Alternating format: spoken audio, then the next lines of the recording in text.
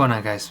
Junior's Fishing Company with a little crappie jig today. So I've got a tungsten flat fry jig from Northland Tackle. This is a 16th ounce, just little 90-degree crappie jig. I mean, it's heavy. It's a really heavy jig for how small this hook is. This might be a size, I don't know, jig hooks are really hard to tell, but probably a 12, maybe a 10. And a 16th ounce, this is really heavy for how small this jig is, but that just means it'll get down quicker. This also glows in the dark, so that's pretty cool. I don't use a ton of glow in the dark stuff, especially in the summer, but if it glows in the dark and I'm fishing at night, sometimes I'll just throw it on just because. To match this head, this little polka dot head, I had never tied a polka dot jig before, so I thought, why not? I saw this sitting on the rack at Shields. I'm gonna do just a pretty traditional, I've made a couple videos like this, but I have two just little, these are from a dry fly saddle, but you can use any feather that's finely pointed. I mean, you can use dry fly, capes, whatever you want to do. I'm just gonna glue these two right on the back of my jig. And then just for some flash, I've just got some Ripple Ice Dub. And then I'm just gonna put some, I think it's Bruiser Blend Junior, Fly Fish Food Bruiser Blend. Senyo's is a little bit longer, and so I wanted this to be a little bit of a shorter jig just because the hook is a little bit small, but I want this bait to be a little bit fatter instead of longer because I've got two markers. I'm just gonna put little red and blue dots on the body, and if it's too thin, I think that marker is just going to bleed and it's just going to end up being more red and blue than white. And there's already eyes on here, so I'm not going to have to put any eyes down. I'm just going to put a little bit of thread down by the base of my hook, right by the bend, just for some of the glue to have something to stick to. You really don't have to do this. You could just end up putting the glue right on the hook too. I don't think it would matter at all. The length of this, I'm just really gonna put it, these feathers are a little coned, so I'm gonna put the concave side down and I'm just gonna kind of measure it out first. The reason I'm putting these down, I have found that if you do a tail with, let's say it's just marabou or whatever, it's got a bunch of fibers, and when I let this sit in the water, you know, because I'm not fly fishing this, I'm just fishing this under the ice usually, and if you let it sit, those fibers kind of spread a little bit, and I really prefer, this is just me being picky, when that tail doesn't come apart, it stays strong. And so that's really the only reason a lot of the jigs I've even been tying that I haven't been filming, I've been doing this. So I'm just gonna get this fitted on, and I really don't have an exact length in mind. Really doesn't matter. I just don't want the bruiser blend to be longer than this. So that's really the only thing I wanna do. So I'm just gonna set my other one just like that. I'm gonna let it dry, and then I'm gonna do some wraps over it. All right, so the glue dried, I just put my thread down. So I've got my Ripple Ice Dub. This is mother of pearl. I really just didn't want something that was gonna show too much through my bruiser blend, just because really the main accent of this whole body is gonna be the little polka dots that I put on it.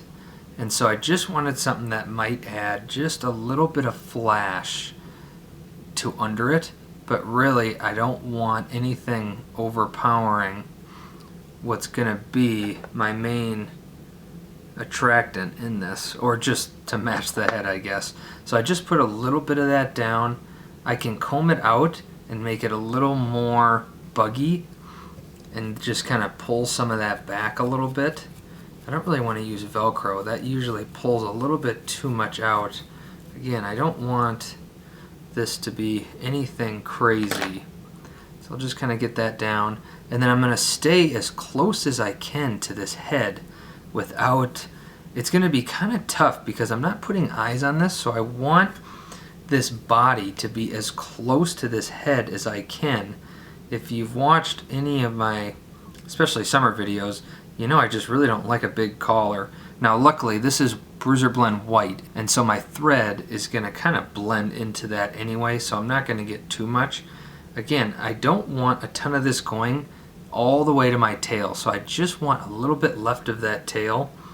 And if it does go to the tail, this will end up sticking to your feathers anyway, which will help those fibers when they start to spread.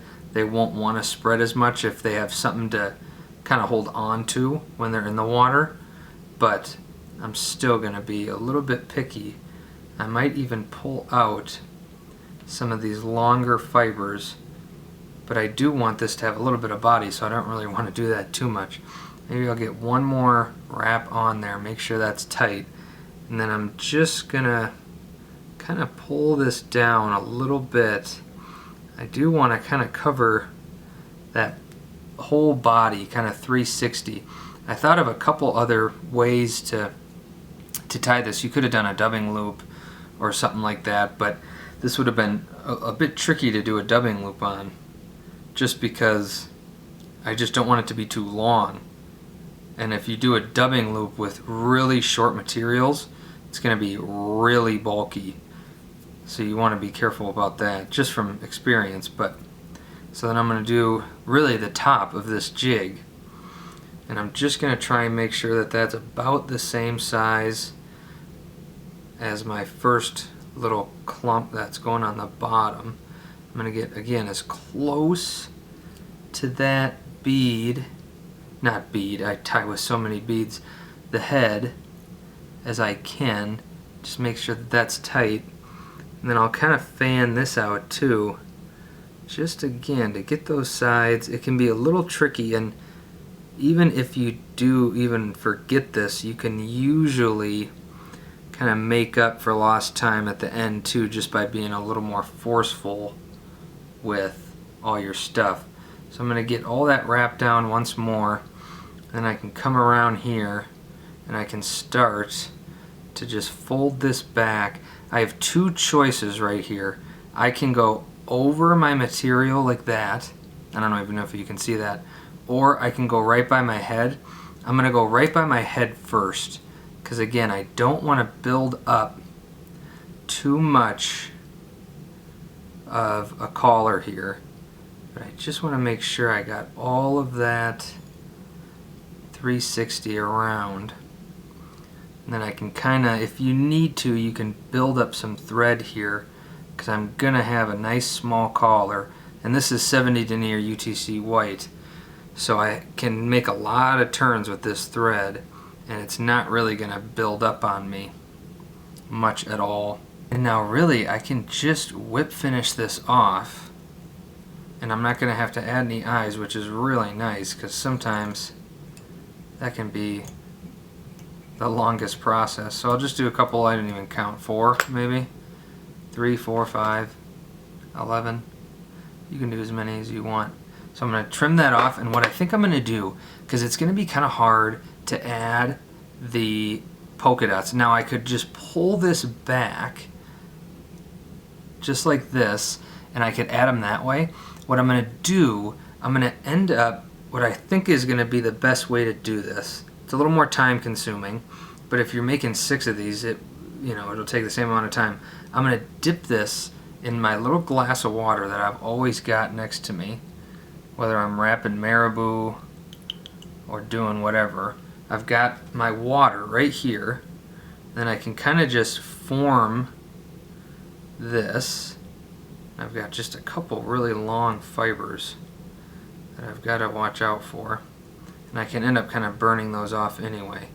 So I'm going to get this back in the vise, and I'm just going to form it a little bit. You can see how short this is. I wanted it short and I wanted it fat because I want those polka dots to show. So I'm going to end up just kind of forming this how I am going to want it to primarily look in the water. You can kind of just do this. You can do this a little bit with deer hair too. I've got just a tiny little tail that I'm going to cut at an angle, because I don't want just those like 3 fibers back there. I'm just going to form this how I kind of want it, and then I'm going to let this dry just like this, and then I'm going to take my blue and my red, and I'm just going to put a couple dots on this bait. It's going to take a while to dry. Luckily, this isn't live. It'll only take a second. See, that just took a second. So I've got my 2 markers. These are just Sharpie markers. This one's a fine point. I just didn't have a fine point in red.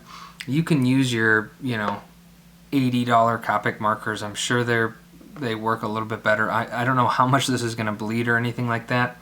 If you want to be super crazy, there's 4 blue and 4 reds on here on the head, but I think I'm going to end up adding more than that. If you are OCD and the head has to match the body, then you do your thing. I think what I'm going to do is I'm going to end up just pulling this back really tight and just touching it a little bit with my blue just so it shows up. And I just kind of want it to be a little bit of a circle, and I'll just add a couple of these blues throughout. Kind of have to color it. It doesn't want to stick super well. I don't know how much it's going to go through. It doesn't really bleed through. So that's 2. Maybe I'll put one right here. Maybe the bigger point markers will work a little bit better. And you can see where it's a little bit wet, it kind of bleeds a little bit more. So you gotta kind of be careful. And I did miss a little bit of a spot on this body. So here's another blue one. So that's bleeding a little bit, but you know what? I'm not even gonna edit that out because I'm a first timer. So if you're doing these, that's what these videos are for. So I'm just going to add a little bit more blue to this one and that. If you're an artist, you might be cringing right now. So I'm going to put some red just on the top right here, right there. It's supposed to be random, I think. I don't know. The polka dot fish might be a fish I need to catch and count how many dots they have. I'm going to put one maybe right there. Just trying to make circles out of these. And now I'm just realizing it. This is red, white, and blue. So if happy 4th of July in January. I'm going to add another red one there. So that is, I don't even know. If you counted, you let me know how many dots that is. I just don't want to add too much to it. So there you go. A polka dot crappie jig, Northland Tackle, tungsten flat fry jig in 1/16 ounce. Again, super heavy for how small this hook is, but that'll be nice. This tungsten is super sensitive. In the summer, I'm not a big tungsten jig head guy, because I really don't care about the size of the jig in the summer, but in the winter, it can make all the difference. A 1/16 ounce lead head jig is going to be, 40% is what they say, right? 40% smaller or bigger or whatever. That's a lot when you're using a size 12 jig hook. And if you really want to know the secret to using polka dot jigs, you have to dress in polka dots as well. So I've got my polka dot sweater, my polka dot jeans, and I will absolutely hammer them on this polka dot jig. Junior's Fishing Company. Like and subscribe, drop a comment below, let me know if you've got your polka dot outfit ready to go. We'll see you in the next one.